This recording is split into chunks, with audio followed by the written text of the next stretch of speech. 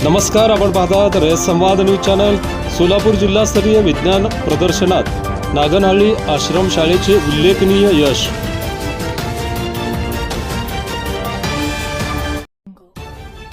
सोलापूर जिल्हास्तरीय विज्ञान प्रदर्शनात नागनहळ्ळी आश्रमशाळा यांनी उल्लेखनीय यश संपादन केल्याबद्दल विद्यार्थ्यांचे व मार्गदर्शक शिक्षकांचा सन्मान लातूर येथे पार पडला. हा सन्मान इतर मागास बहुजन कल्याण विभाग महाराष्ट्र राज्याचे सचिव आप्पासाहेब धुळाज यांच्या हस्ते करण्यात आला. या प्रदर्शनात यश मिळविलेल्या ओंकार फडतरे, महेश टेंगळे या विद्यार्थ्यांचा तसेच विज्ञान शिक्षक रवींद्र नवले, अमोल पाटील, वसीम शेख, शंभुलिंग बशेट्टी व नुरदीन शेख या मार्गदर्शक शिक्षकांचा यावेळी गौरव करण्यात आला. या कार्यक्रमात संस्थेचे सचिव जावेद पटेल, प्राचार्य मुजावर आयम यांच्यासह शिक्षक व विद्यार्थी मोठ्या संख्येने उपस्थित होते. राज्य विज्ञान संस्था रविनगर नागपूर व शिक्षण विभाग प्राथमिक माध्यमिक जिल्हा परिषद सोलापूर यांच्या संयुक्त विद्यमाने 53वे जिल्हास्तरीय विज्ञान प्रदर्शन Shri Vitthal education and research institute SVERI Gopalpur येथे दिनांक 5 व 6 जानेवारी 2026 रोजी आयोजित करण्यात आले होते.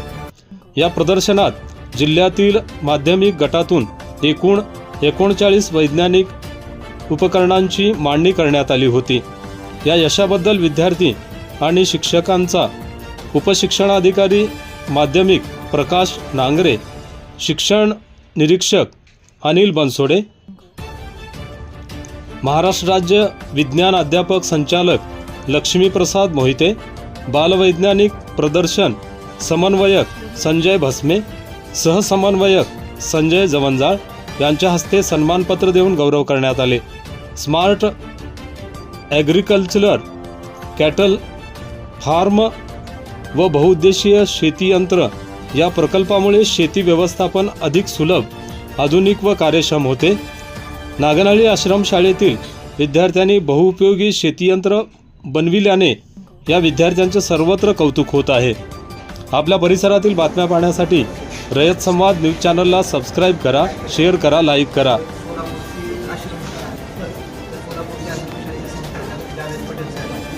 त्यांनी आपल्याला सांगितलं की बाबा आमच्या प्रयोगाला आणि आपली आश्रमशाळा असल्यामुळं आपण त्यांना सांगितलं की 100% आहे. आणि हा संघ कालच जिल्ह्यामध्ये पहिला आहे सोलापूरमध्ये. त्याच्यामुळं हा प्रयोग आपण तुम्हाला सादर तुम्हाला पाहतो बिलकुल सांगतो.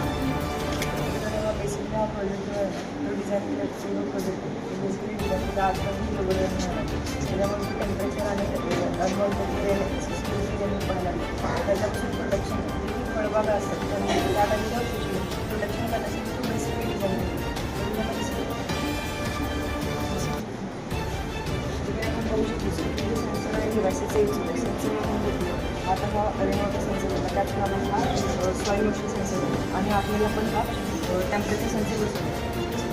हे डिव्हायसेस म्हणतात आपण याच्यामध्ये 12 वोल्टचे DC मोटर यूज केले जेणेकरून जे पूर्ण स्ट्रक्चर आहे ते ओपन आणि क्लोजअप करता येईल.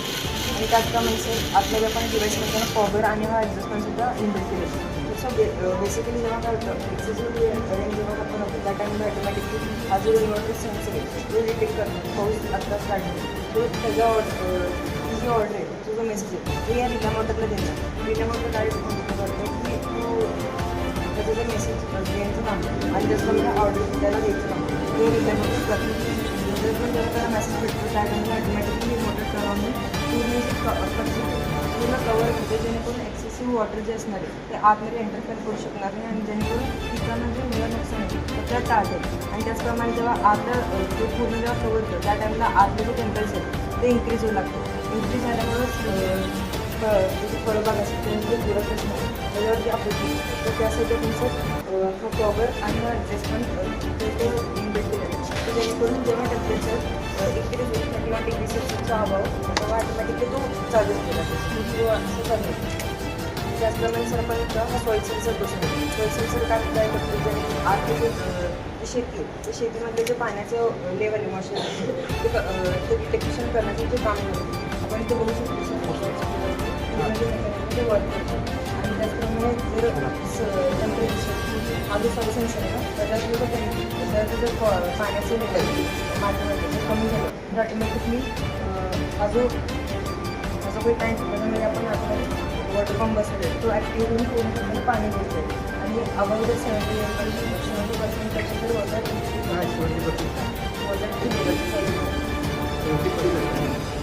आपण कोडिंग अशाच नवनवीन घडामोडींसाठी रयत संवाद न्यूज चॅनलला लाईक करा, शेअर करा आणि सबस्क्राईब करायला विसरू नका.